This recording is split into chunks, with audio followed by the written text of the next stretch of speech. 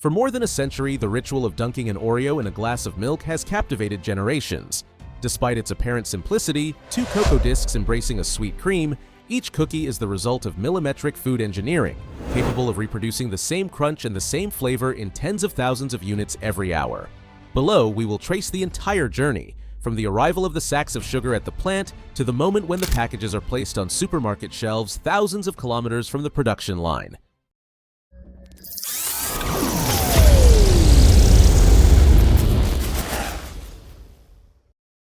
Oreo was registered in 1912 by the national biscuit company Nabisco, which today belongs to the Mondelez International Group.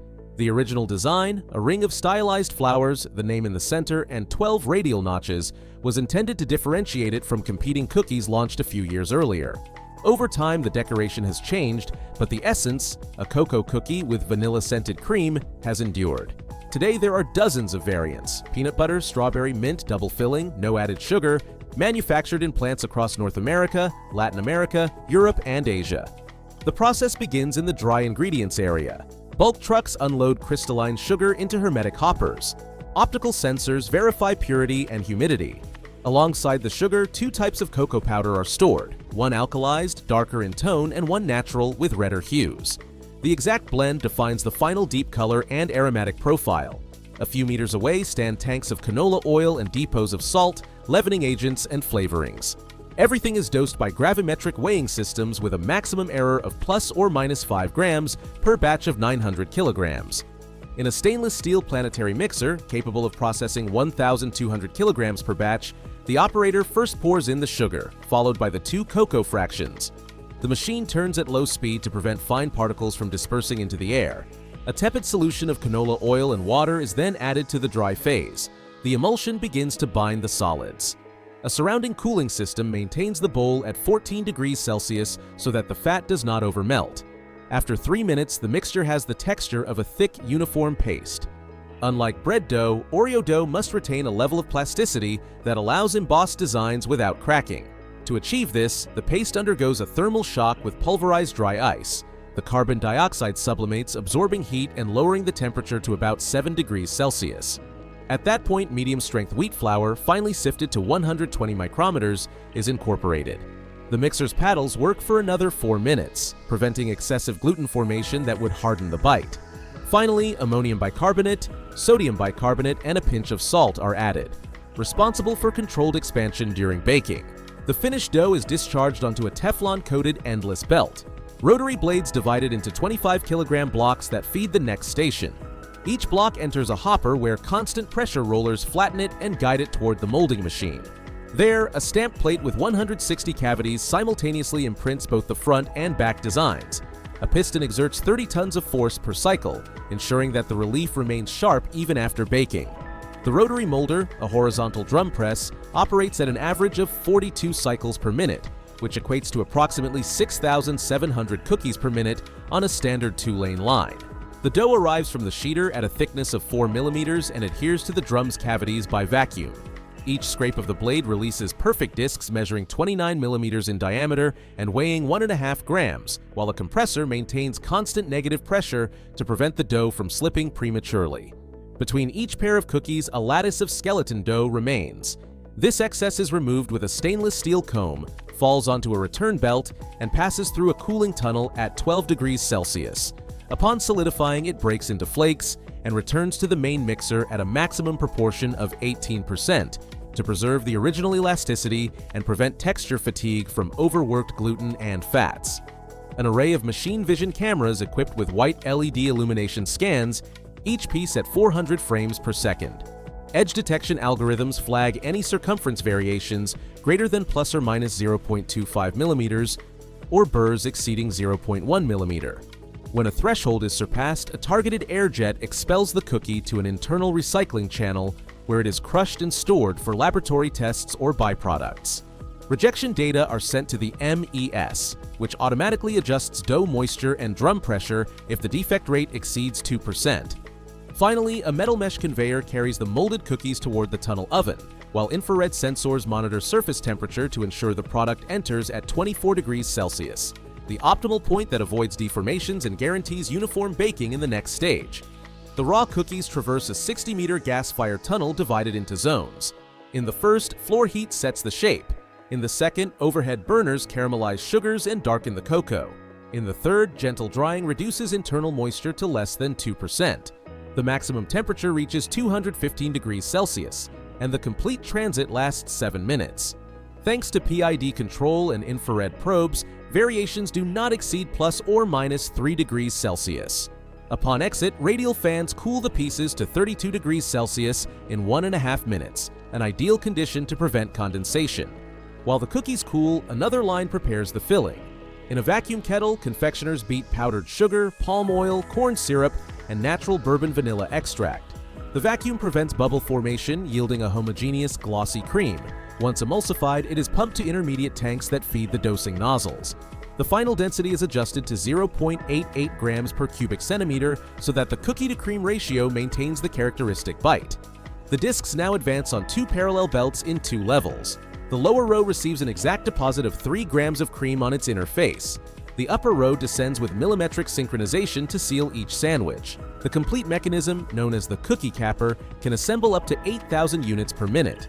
Photoelectric sensors detect any missing top and remove the base with cream for recirculation. The finished cookies move to a carousel where robotic fingers separate them into stacks of 11 pieces. A suction cup head picks up each column and places it in thermoform trays. The system checks the total weight and height of each stack. If deviations are detected, it redirects the tray for manual inspection. Thanks to this stage, less than 0.3% of product leaves out of specification. With the trays complete, a horizontal wrapper feeds them into a metallized, biaxially oriented polypropylene film. The material protects against light and humidity, extending freshness up to 9 months. Sealing bars apply 130 degrees Celsius for 0.4 seconds to melt the film's inner layer and close each pack. Immediately afterward, a pump extracts residual oxygen, reducing cocoa oxidation and preserving the cream's softness. An inkjet printer deposits micro drops of edible ink that fix the expiration date and lot number without slowing the conveyor. Machine vision cameras validate each code. If an error is detected, a pneumatic piston diverts the package for reprocessing. Once the check is passed, 6-axis robots synchronized with the warehouse management system group 30 units into corrugated cardboard trays, designed to support weight and prevent deformation. The trays pass through a case erector that closes and seals the boxes at 60 cycles per minute. A fiber laser engraves a data matrix code with reference and weight. This data is associated with an RFID chip to maintain traceability. In the palletizing area, a robot places the cases following a pattern that optimizes stability and volume. Afterward, the pallet is wrapped with pre-tensioned stretch film to ensure impermeability and support. The final RFID label stores destination, quantity, and production time. An automated guided vehicle, AGV, transports the pallet to the dock assigned by the logistics system. A scanning arch verifies the information and directs the load to one of 3 routes: regional distribution, maritime export, or direct delivery to retail chains. If the destination is overseas, the pallet first passes through a cooling tunnel that lowers its temperature to 15 degrees Celsius to preserve quality. Logging each movement in the real-time database ensures that any unit can be precisely traced in case of audit or recall. Every hour, representative samples are taken at 3 points on the line: dough, freshly baked cookie, and packaged product, for an express test panel. First, water activity is determined. Target less than 0.30 with capacitive analysis. Then a texture analyzer measures hardness between 4 and 5 kilogram force, a range that ensures the classic crunch without risk of premature breakage. Total fat is evaluated by sock sled extraction and gravimetry, while rapid petrofilm plate cultures rule out coliforms and salmonella in less than 24 hours. A gas chromatograph coupled to mass spectrometry monitors pesticide and aromatic hydrocarbon residues below 0.1 parts per million, and an online near-infrared spectrometer verifies the exact proportion of alkalized versus natural cocoa to maintain standardized color and flavor. Before boxing, each package passes through 3 frequency metal detectors set to ferrous fragments greater than 0.8 millimeters and stainless steel greater than 1.2 millimeters. Any deviation is automatically rejected and recorded in the LMs for full traceability. Although the baseline line produces the classic Oreo, changing the nozzle and substituting a flavor allows the manufacture of strawberry, mint, or peanut butter varieties.